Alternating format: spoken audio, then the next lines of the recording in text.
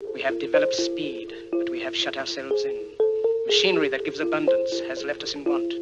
We think too much and feel too little. More than machinery, we need humanity. We know the air is unfit to breathe and our food is unfit to eat. As if that's the way it's supposed to be. We know things are bad, worse than bad. They're crazy. Silence! The great and powerful Oz knows why you have come.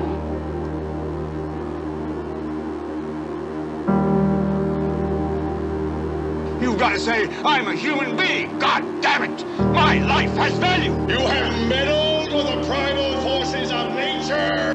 Don't give yourselves to brutes, men who despise you, enslave you, who regiment your lives, tell you what to do, what to think, or what to feel, who drill you, diet you, treat you like cattle, use you as cannon fodder.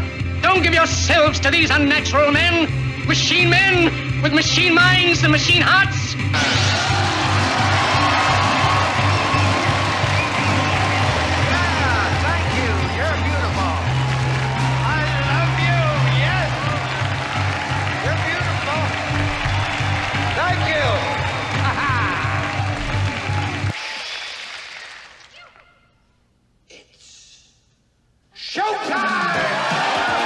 And now, Reality Rants with Jason Bermas. And who loves you? And who do you love? Good morning, everybody. Good morning. I am Jason Bermas. This is Reality Rants, brought to you by the very good people over at redvoicemedia.com. If you're not going over to redvoicemedia.com, what are you waiting for? That's where you find everything Reality Rants, on top of a plethora of other great shows. So today, we're going to take a look at the quote-unquote Chinese spy balloon. And normally I double quotes it, but we'll go with the one hand in the beginning.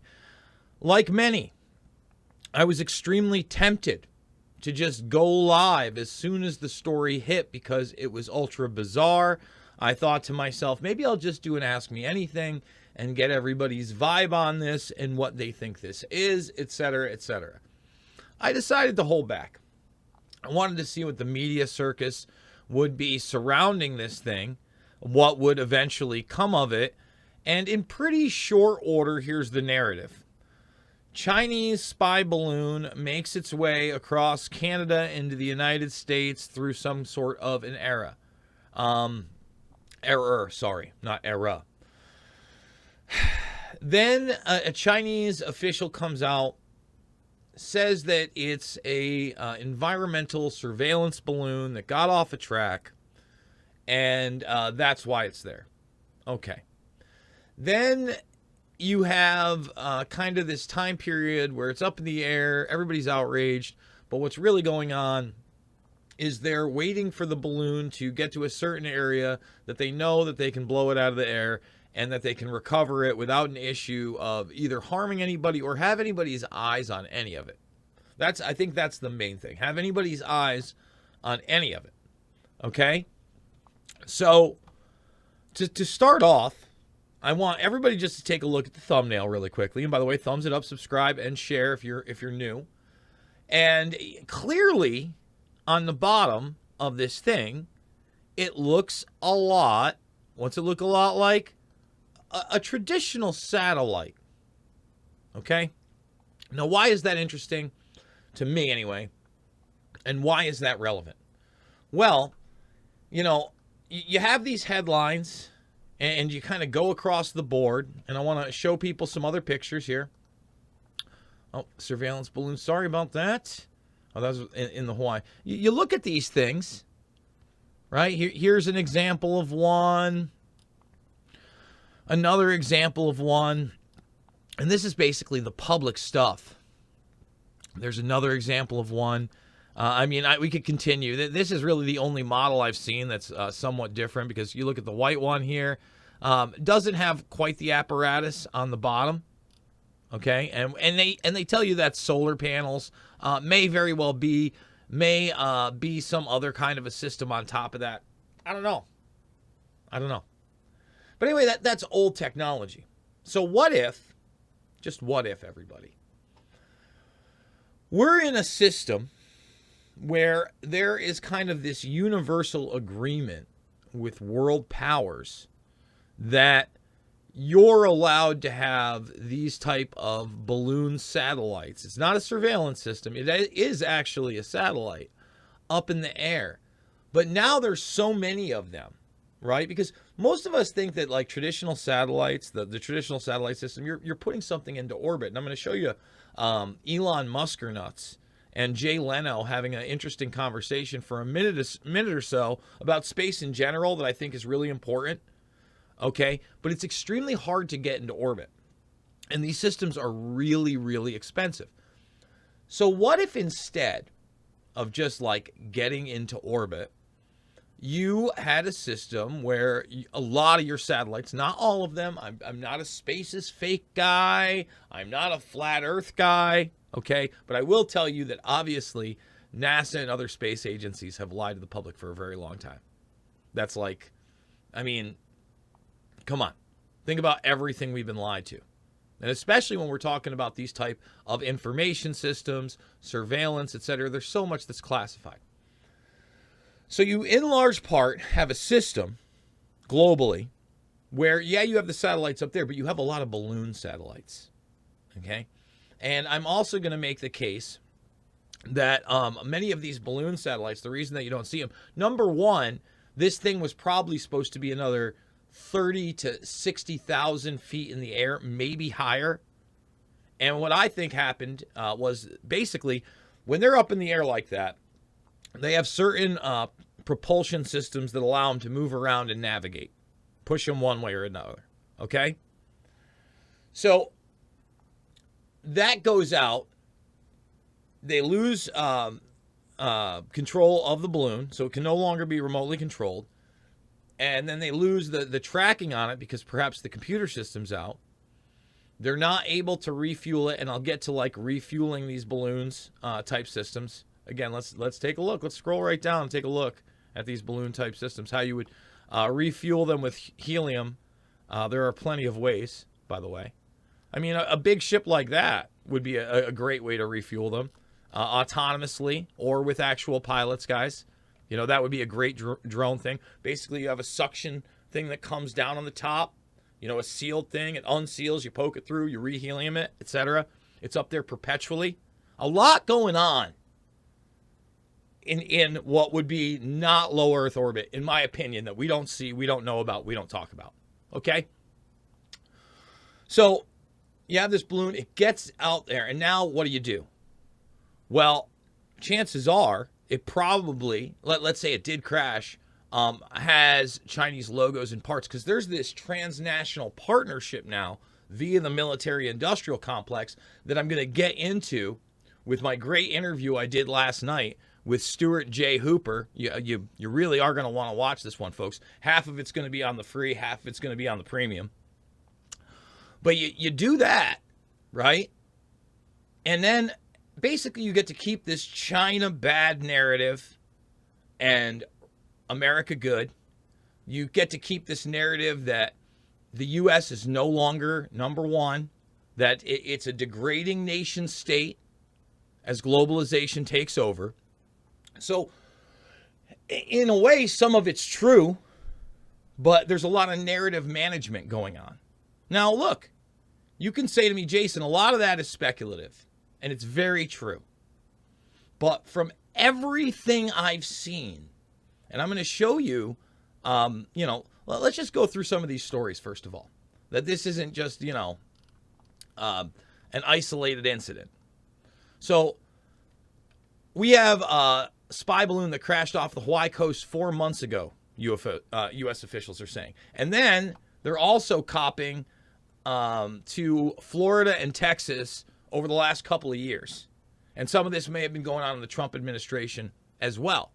But I'm sure he was briefed in the sense that I'm talking about. That, oh, sir, it's part of an international network, and we have these certain treaties. I mean, think about it. Did anybody really know about the Five Eyes? As much as I talk about surveillance and the Track Trace Database Society, I didn't know about that until we had documentation on it. And most people would have never believed it had it not come out, and then it was still suppressed by the media. Okay? And you got to understand, right now, I believe this is back in September, and you have still a U.S.-Russian partnership in space. So clearly there are things going on behind the scenes. This one launched out of Kazakhstan, okay, right there. So they're still cooperating up there. All right, September. Now, you had astronauts last year, about a year and a half ago, calling for collaborations with China. Even this September, again, as that was happening with Russia, cooperation with China in space.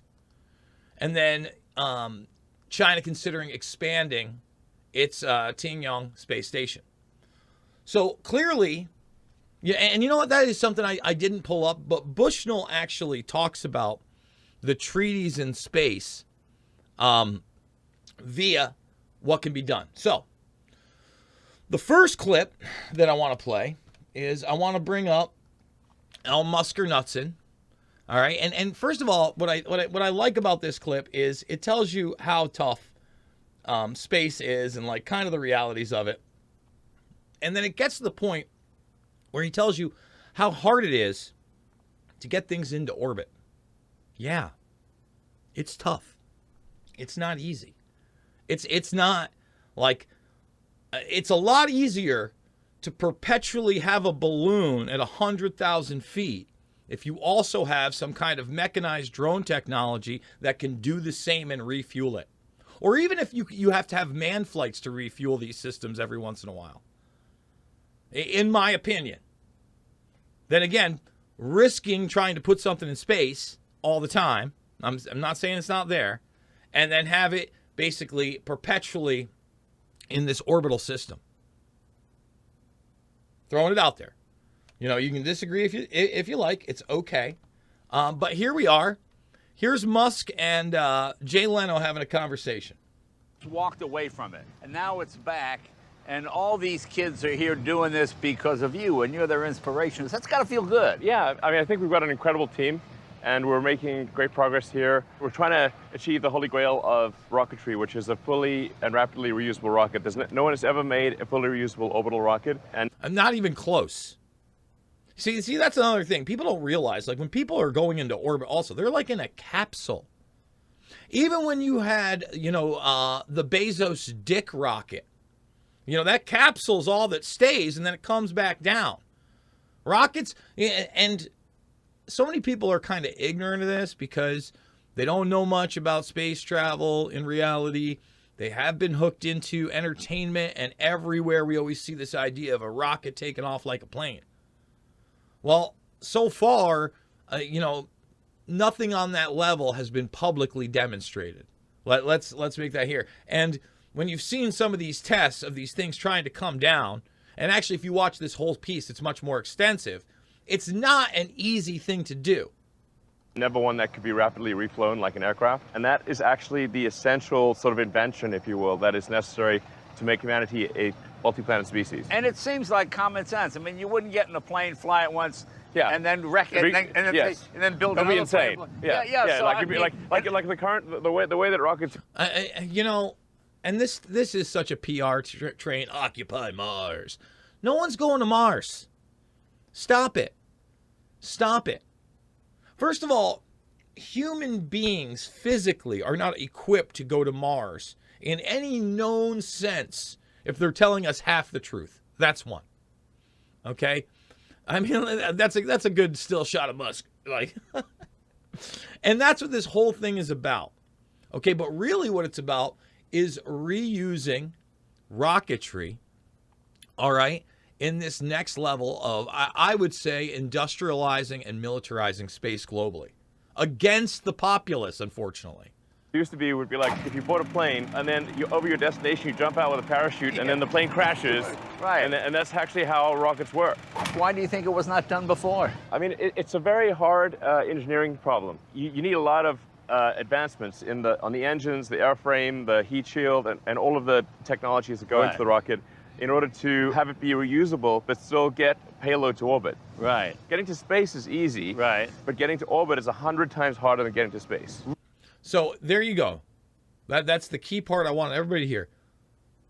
100 times harder than getting into space. All right, so there's a big failure rate anyway. We're putting up more satellites than ever, especially with this guy in Starlink. So how many of these are really balloon satellite systems that we've globally agreed to? All right, that are part of a classified program. Now, I'm going to show you a couple clips of invisibility technologies. Why am I about to talk about invisibility technologies and cloaks? Because they exist, and they've been around for a very long time. So I would also imagine that there's a good chance that when these things are up and running, all right, I know you're seeing like kind of that white see-through material. That's also what modern day, what we know about invisibility cloaks actually look like. So now you have a balloon type system where you can't see the balloons, and then they're up so high most of the time, maybe if there's a malfunction or a refueling or a refraction or something, that could account for some of the UFO activity up there. Just pointing that out. And the refueling systems. Does it start to make a lot of sense? I mean, are we supposed to believe our eyes? Yeah, like our actual senses and what we can see and what they're actually talking about or what we can't see. And this clip is from about a decade ago, CNN style, talking about this very thing of the reality of invisibility cloaks. Then we're going to talk about the adaptive tank invisibility cloak technology that's like 4 or 5 years old publicly. And then I'm going to show you a questionable video.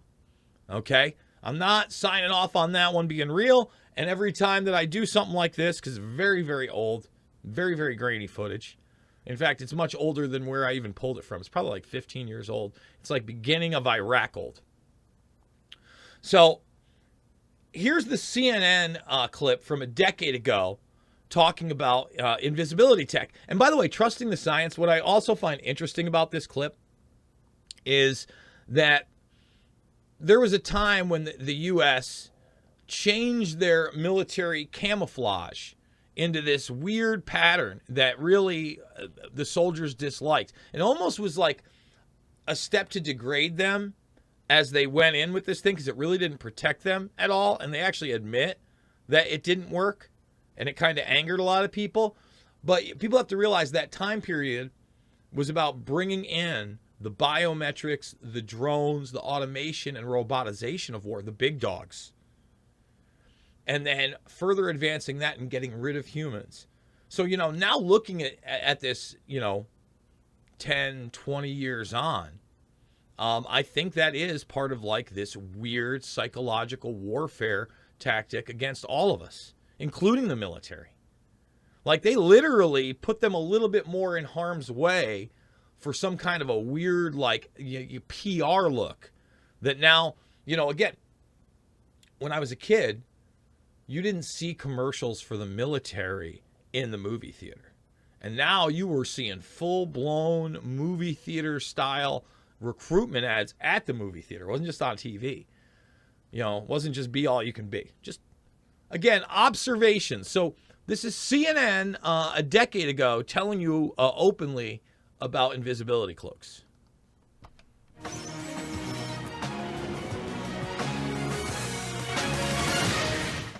Camouflage can be the difference between a soldier getting shot and going home. So a lot's riding on the next generation designed to outfit troops. It's only been 8 years since the Army spent $5 billion on camo that critics say didn't fool anyone. Soldiers complained to the point the Army abandoned its one-size-fits-all universal pattern. So they were looking for camouflage that they could use everywhere. Correct. And it didn't work anywhere. Guy Kramer is one of the designers competing to win the Army's next multi-million-dollar contract. So, again, that just also shows the corruption of military contracting. And, again, I respect the fact that at least back in the day, CNN was like, yeah, it didn't help anybody. $50 million. This summer, he showed us the science behind every shape, size, and shade of these pixels. you now have your camouflage. So we're trying to trick the brain into seeing things that aren't actually there. Digital patterns recreate shapes already found in nature, and 3D layering creates depth and shadows where none exist. That's today's design, but developers already have one eye on tomorrow. What's coming up down the road and very quickly is the Harry Potter cloak. What is it? With that fictional cloak, Harry isn't just camouflaged, he's invisible. It's Harry Potter!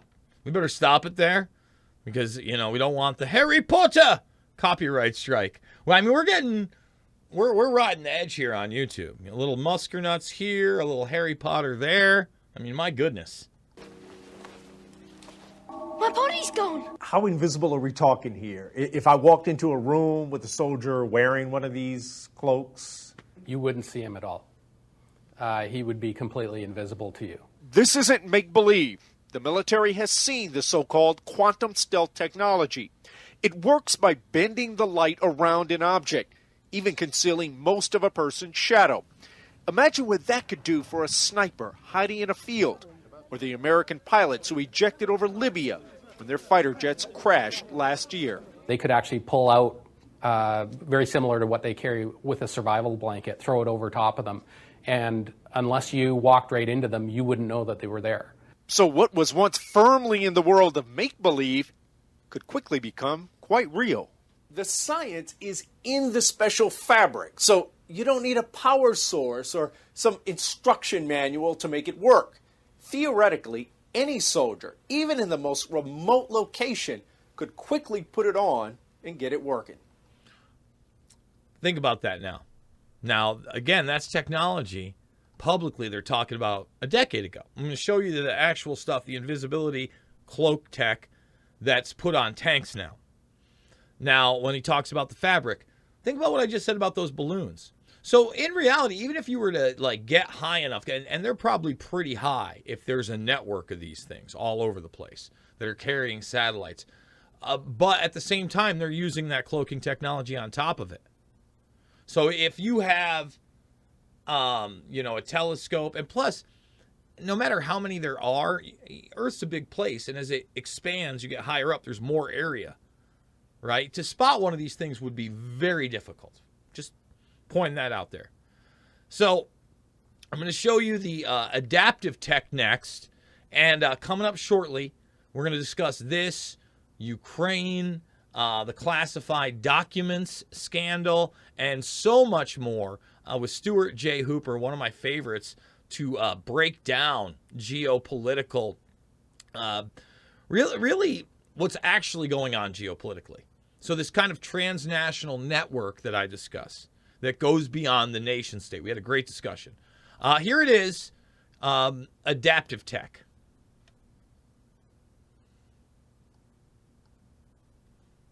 Now you see it, now you don't. Well, almost. A new so-called invisibility cloak called Adaptive has been tested, which could one day help military vehicles blend into their surroundings and avoid heat-seeking missiles. So, how does it work? Well, this cloak is basically a sheet of hexagonal pixels that can change temperature very quickly. Onboard cameras can pick up the background scenery, then display that infrared image onto the cloak, allowing even a moving tank to match its surroundings. The maker's BAE systems say a vehicle can also pretend to be something else. For example, here on the left, you can see a tank with adaptive off. Then on the right, you can see it with the technology on, and it's mimicking a car nearby. This, the company says, will reduce the chances of it being attacked. It apparently works both in the day and night, and when the vehicle is moving. When we spoke to the company, they admitted it's not 100% invisible. The outline can be seen by the naked eye. But they told us the main advantage of the technology is that it confuses heat-seeking missiles. They said it could be in production in 2 years' time and could one day be used to cloak battleships at sea. Now, I would say that it was already in production, but not on a mass scale where you're seeing it every day. That's a 4-year-old video. I'd say it's in production more now than ever, okay? And Again, this is what they show you. And you know the military has this nasty habit of classifying, overclassifying things. Okay? So the question is, what do they really have? Now, this is an old video. Old video. Very, very grainy, very choppy. Look in from the far side. Coming in, guys. We're going to play it. Don't worry, they show it to you. And there. Now, this is the one I'm not signing off on. That I don't know how real it is. But I remember this going around. And, you know, if you were somebody in the Middle East using that technology at that time, on any level, I would imagine you had a high rank in the classification. Especially not to get caught, because you wouldn't want the enemy showing that. So, look, that one's with a grain of salt. We're going to say it. That one right there, totally a grain of salt. Okay. With that being said, what I'm going to do now is I am going to bring up this interview with Stuart J. Hooper. I need you to thumbs it up, subscribe, and share. Look, guys, this is a dude that is within academia right now, who I highly respect. And the thing is that I love when people go the extra mile. He's a professor at Oklahoma. They give so much more gravitas and credibility to a lot of the things that I discuss, because not only do they have that degree, but they're constantly sourcing things. Where even though, if you watch this broadcast, yeah, I wanted to show you, we're bringing the receipts on everything. We've got to bring the receipts on everything, period. That's how we does it. But there's so many other people out there in this arena of commentary that either aren't showing you the receipts or are editorializing to a manner in which, you know, it's suspect. And some of them just kind of take the narrative of everybody else. Like, either it's laziness, sometimes it's griftiness, sometimes it's purposeful disinfo. That's not what we do here. I try very hard to come prepared. Like, I get up early. I know what I'm looking for. I already have some of the stuff brought up there. Obviously, I did this interview last night. But when I'm off the cuff, I let you know. That's when we do the AMAs and things just happened and what do you think? But when I've really thought things through, I want to bring a perspective where people can go, huh, is that what's going on? Now, I'm going to say it again. I don't 100% know what's going on with this balloon, but it is something that I thought was worth discussing with my boy. So without further ado, let's get to this great interview that I did with Stuart J. Hooper.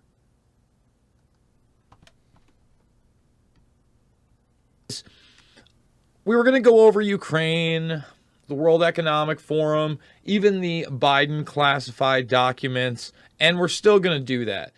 But I kind of took a break over the weekend, as I often do now that I do the morning show, and I haven't weighed in on the quote-unquote Chinese spy balloon. And I can't wait to get my next guest's take on this. He's one of my favorite political analysts out there. He is Stuart J. Hooper, and he is working on a PhD, but I think that some of his academia work already is amongst the best. He gives some of the best breakdowns here.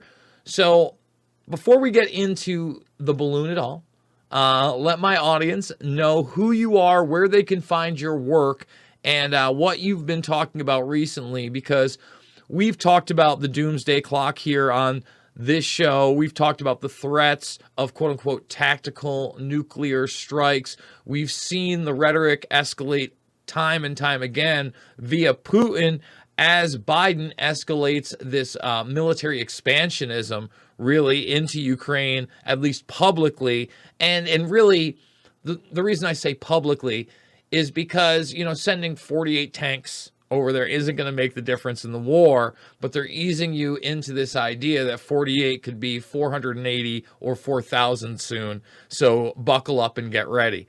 So Stuart, take it away. Tell people where they can find you and, again, what you're working on briefly. And then I want to go full-blown Chinese spy balloon. Well, thank you very much for the introduction, Jason. Extremely kind. Always great to be on with you, too. I am an academic, as Jason said, taking a more critical approach to the study of politics, to put it lightly. But it can be done within academia, in the right places with the right people. I have a YouTube channel where I put out short, around really 10 to 20-minute videos a couple of times a week, breaking down the most important geopolitical stories of the day. That channel is slowly growing. I took a bit of a break towards the end of last year because I was busy, which didn't help, but would appreciate as many new subscribers as possible over there. Maybe we can start to get some of the view counts ticking up slowly but surely, covering quite a lot of the same things that Jason covers here. Other than that, you can also find me on Twitter, and I have a little Facebook page as well, reposting some of this stuff. But yeah, as you said, we haven't spoken in a while, and there's been a lot going on in that gap, and specifically a lot going on with all of the potential for a global conflict. And there are lots of pieces of the global puzzle that are all seemingly moving in this direction. At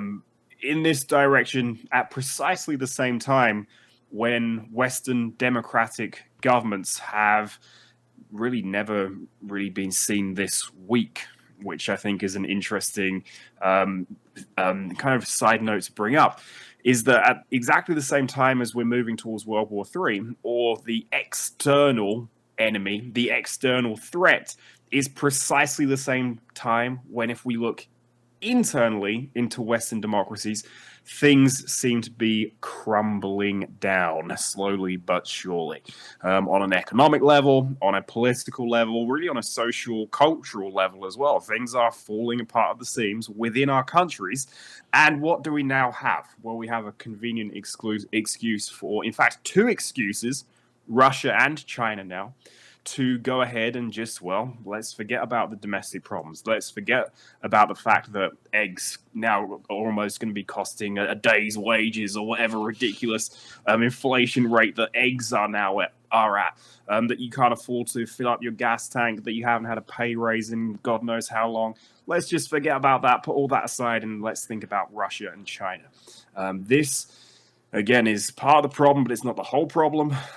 But yeah, that's my brief overview of where we currently are.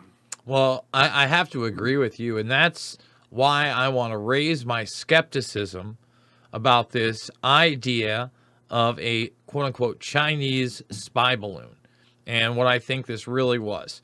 So, number one, I know that you know this because you've looked into NASA and these joint space programs, especially with the ISS, and then kind of this international law amongst the satellite systems that engulf the planet. Well, in my opinion, what you're seeing here is more than likely a faulty balloon satellite. All right. And, you know, they've already talked about how there were several during the Trump administration off the coast of Hawaii.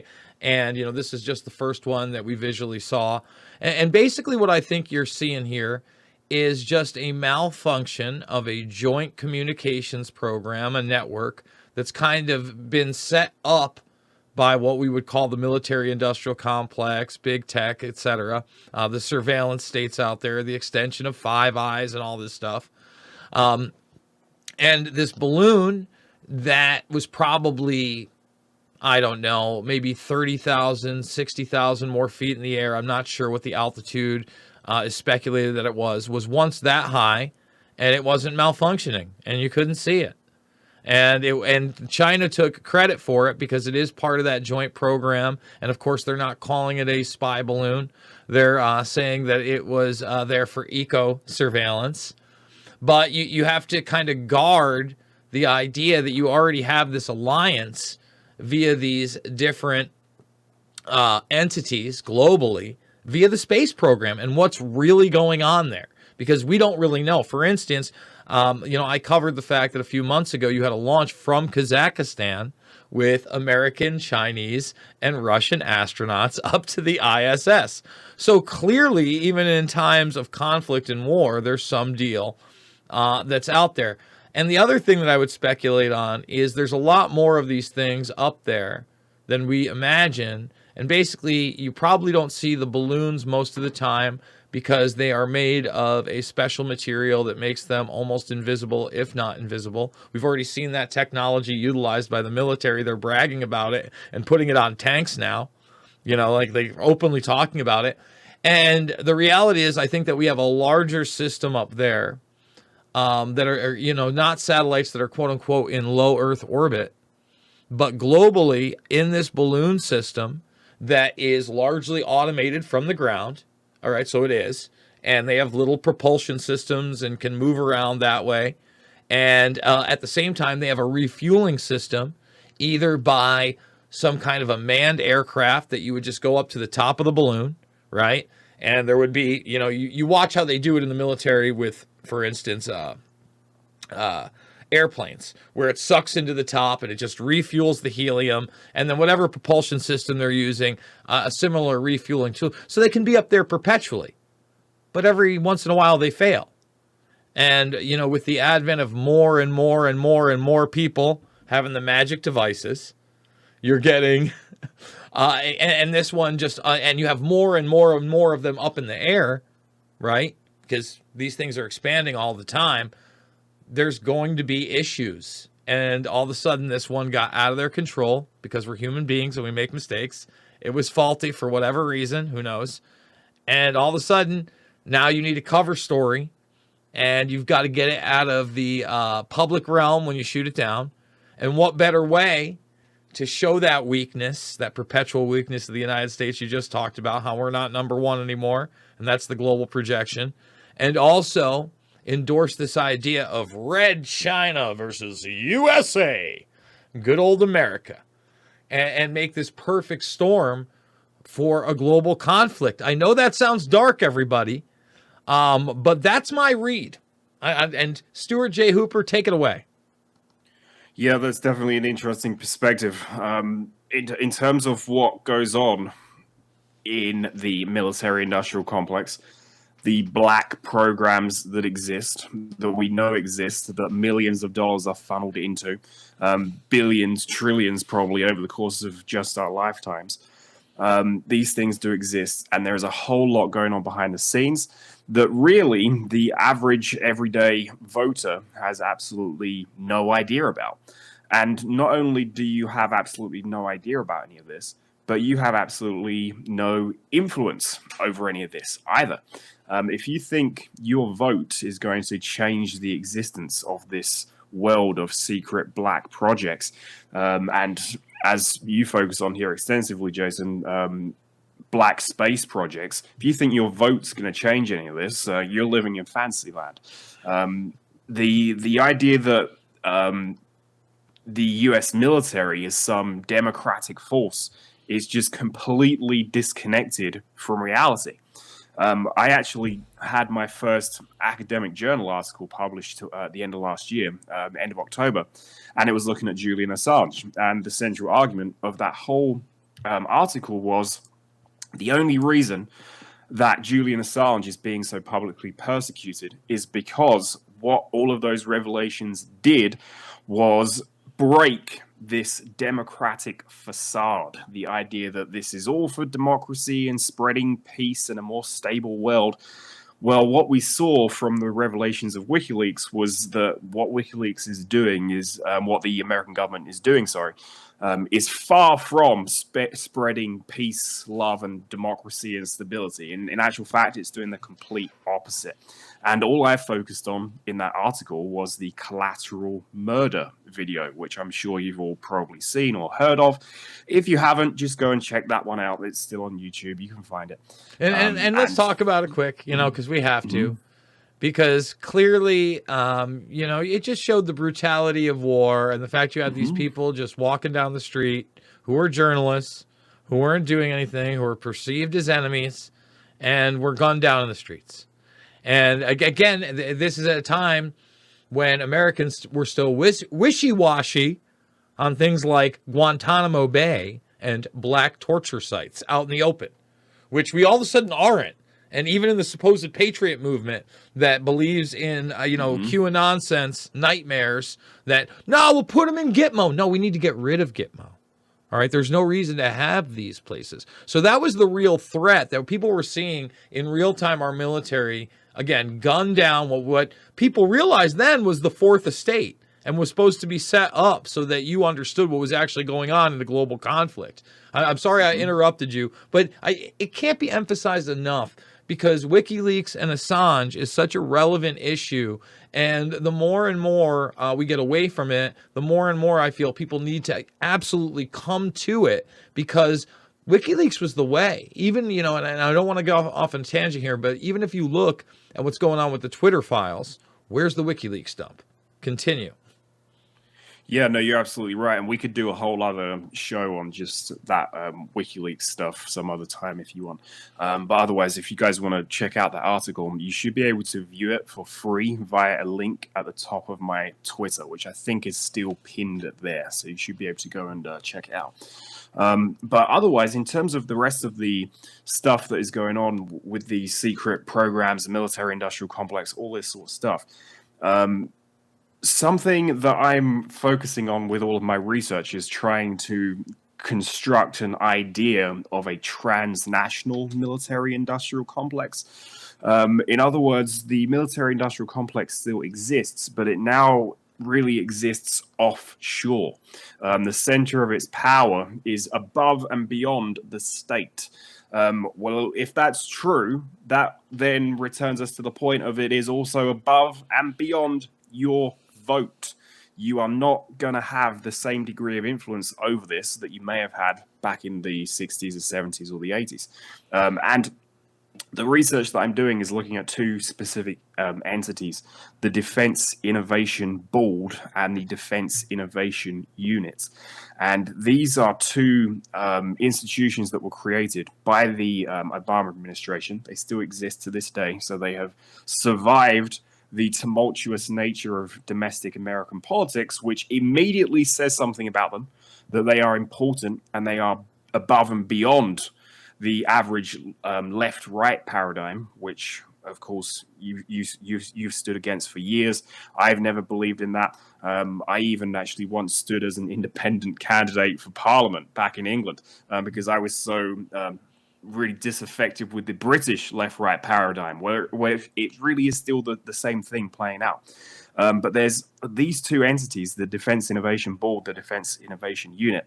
They are really staffed by transnational elites. So the Defense Innovation Board, for example, was chaired by Eric Schmidt.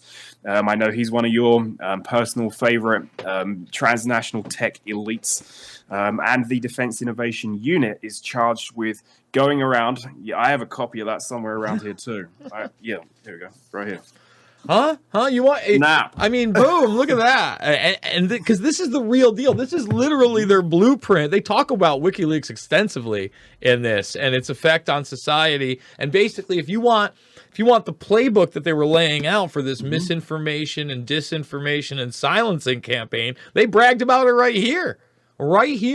And continue, my friend. Continue. Yeah. Again, it's another great side note, though, that all of this stuff is publicly available. I'm not doing anything that's involving secret files or classified documents or anything like this. Everything that I'm looking at is publicly available, so it's there for those who are willing to go and find it, and then interpret it through a lens which can make sense of it, which is what I'm hopefully successfully trying to do with the PhD, and hopefully in a year or so's time I'll have a nice book for everybody else to go and read. But this Defense Innovation Unit is pretty interesting. So this was charged with going around Silicon Valley, seeing what was going on in Silicon Valley, what are the tech companies making, what's really on their agenda. And they weren't even looking for anything that was being created with a military purpose. In fact, they were looking for things that were just new innovations, new great tech innovations that the military may be able to use. So things that they could repurpose for military means. And this one particular thing I was looking at last night is called a Perdix drone, Perdix. This was developed by a group of engineers at MIT. I think some students actually were really the people behind this. And it was a swarming drone. So they release hundreds of these things and they can all work together to accomplish a specific task. Now, the DIU, the Defense Innovation Unit, got wind of this and they bring it into the Pentagon structure, and they are able to ultimately put it into a system which can be ejected out of the flare dispensers of an F-22.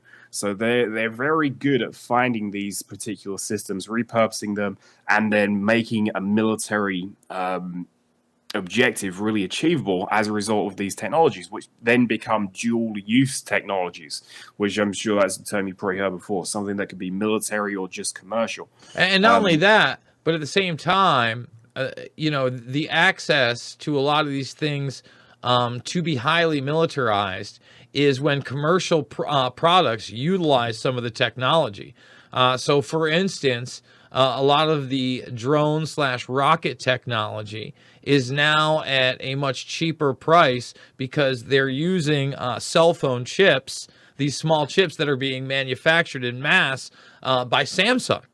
And people have to understand that's why Samsung now also has a place in the background at the military-industrial complex. It's not just because they're selling phones. I talk about that Transformers conference, which, again, big conference, Washington Post, Lockheed Martin, Samsung, NASA, Rocketdyne, Martine Rothblatt, and then you have misinformation panels with Twitch and Reddit. That's why we talk about these things in unison, because all of these things exist outside of the United States at this point in one form or another. Yes, NASA does as well with all of its public-private partnerships. That's my point. I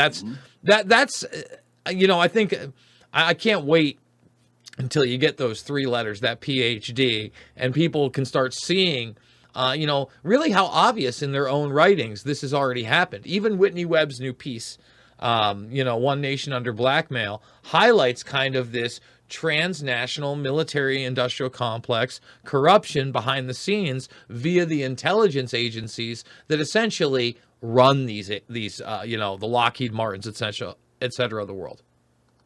Yeah, and you can look at an institution like the Atlantic Council, and they proudly display on their website all of their corporate sponsors, and it's all of the big name players in the tech industry and the military-industrial complex, all coming together to help guide NATO's policy forward.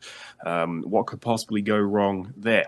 But coming back to these satellites and everything that's gone on with China and these sorts of problems, the central threat here is that regardless of what this is or was, the public framing that we have is that it is from China. We now have a domestic political firestorm all around this. Republicans chomping at the bit. Biden didn't do enough. Biden's weak. And, well, as you said, maybe this has been going on for a very, very long time, and this isn't even really what we think it is. But the problem is, this is going to be used to, as I mentioned at the start, push the domestic debate, push our political capital, if you will, into what could be a very dead end. And the very dead end, of course, would be, well, if war breaks out between China and the United States. There are American generals that are coming out and claiming that this is also potentially going to be happening within the next couple of years. I don't know if you saw that story from last week, but that was a current American general who said that. There was another retired colonel who I caught an interview with. I think it was published on Breitbart. And he was saying that if you keep funneling these weapons into Ukraine, it's going to become very clear to Russia that they are not capable of winning a conventional war against NATO. Well, if they can't win a conventional war, Russia has another option. They could fight a nuclear war. So that's the problem there. And I'm also trying to work on an article right now, a bit more informal, that looks precisely at this war in Ukraine and tries to explain why people are standing against the funneling of weapons into Ukraine. And I'm arguing that it's not because these people are appeasers, not because they want Russia to win, not because they're particularly good fans of Putin even, but because we have just lived through 2 decades of a war on terror where we've seen military force used and abused. We've seen $2.3 trillion in Afghanistan alone literally flushed down the toilet for what? Nothing. So people are not appeasers of Putin. People are becoming skeptical of the use of military force.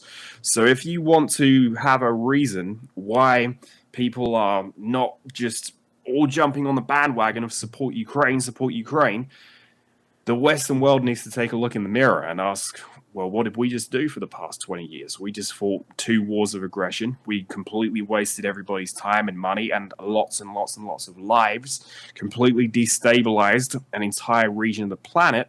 And now we're asking people to support another war. Well, here we are. It sounds wild, but let's talk about the doomsday clock, because the concept of the doomsday clock, first of all, it's just such a bizarre concept, right? Especially when they pose and they move the doomsday clock and they make a big announcement. There's like 4 people surrounded, like smiling as we supposedly move closer to our thermonuclear doom as a species. I mean, it's the wildest thing. We're now at 90 seconds to midnight. And this was kind of satirized via the Watchmen comic book series and then the film. I love the director's cut of that film, by the way. I think that The Watchmen is really just a fantastic movie. But it is this idea of nuclear Armageddon, and it's been brought back, right? Because The Watchmen was actually something that was taking place during this 1980s, what I would call hysteria via a Cold War. Obviously, that's been reignited. However, it's been reignited in a way where, yeah, you had the conflict in Afghanistan back in the day, right? Where the United States was teaming up with the Mujahideen, their buddy bin Laden and crew, the ISI. But it was more of a representative, even playing field. You knew the U.S. was on the ground. You knew the weapons were being trained there. Again, a conventional war there seemed winnable, like you talked about. It no longer would seem winnable if it basically you had just corporate sponsorship, as many munitions as you could funnel over there via this NATO alliance. All right. So now we come to the rhetoric of Putin and Dmitry and others, that have gotten up there and started to say, hey, keep poking the bear, and you're going to give us no choice. You've already backed us into a corner where we felt like we had to go into the Ukraine in the first place, that you were going to take these other places. You were actually going to advance, okay? And we did that. So F around and find out. And now we move this closer to midnight. So if you want to talk about the origins, perhaps, of the doomsday clock and where that comes from, and then kind of bring us forward, that would be great. Yeah, I'm with you. It is very an interesting concept, and of course has its roots in the Cold War, and how scientists were ultimately trying to make the point that it's not necessarily always a great idea to push forward with every single technology that we have just because we can. And we see this today, again, playing out with artificial intelligence. AI, chat GPT, this sort of thing. Just because we can do something and make something doesn't necessarily mean that it's a great idea. But this doomsday clock is supposed to be a representation of these, again, these scientists' views of how close we are to engagement in a nuclear conflict in World War III, which is what a nuclear conflict would, of course, suggest. I had exactly the same thought that you did when I watched that announcement, and there are just these 4 people standing in front, and then they reveal the clock, and they take the cloak off, and they're all standing there, and they don't know whether to really smile or not smile. It's just a really kind of strange situation. I think, though, I wouldn't necessarily throw this thing out entirely. It's good to have somewhat of an institutional force saying, maybe we should put the brakes on this. Maybe we should consider where this is going and what the ultimate aim here is. And that's been my central critique of the war in Ukraine for the last couple of weeks. What is the objective? What does it mean to be victorious here? Because if it means the complete reclamation of Ukrainian territory, there are now lots of American generals also coming out and saying, yeah, that might not be possible for a very long time, if ever. And these are also not retired military elites either. These are people that are still in the American military structure. And, well, if you want to retake Crimea, for example, that's going to take such a concerted effort, so much blood, so much technology, so many bullets, so many munitions, that they are essentially asking the question, is it worth it? Is it worth this price? And this is also a question that's come up with some of these cities in Ukraine that have been under intense focus for the last month or so. Bakhmut, for example. I heard a few military analysts the other week arguing that this city has no strategic relevance whatsoever. But they're fighting for it tooth and nail every single day, throwing more and more bodies into this, and they just keep piling up on both sides. So what are we trying to achieve here? What is the ultimate goal? Should Russia have invaded Ukraine? Absolutely not. And if you're against George W. Bush's invasion of Iraq, you should absolutely be against Putin's invasion of Ukraine. We have to move away from militarism as the potential solution of any of our political problems. Blowing each other up is not going to move us forward as a species. So I would like to see a legitimate objective, and of course, the Ukrainians want their territory back and they should never have been invaded. We can agree with that while also saying we have to be realistic. And what is a realistic goal at this point? Is this going to be the next forever war? Or are we going to try to bring an end to this sooner rather than later? Because if we can have an international coalition that can throw weapons into this, I'm pretty sure then we should be capable of having an international coalition to bring about peace. Where is that international coalition? I don't see it. I don't see it either. And so let's just stop it there. We got about 3 more minutes on this side of the broadcast. We got about 30 plus more minutes over on that interview.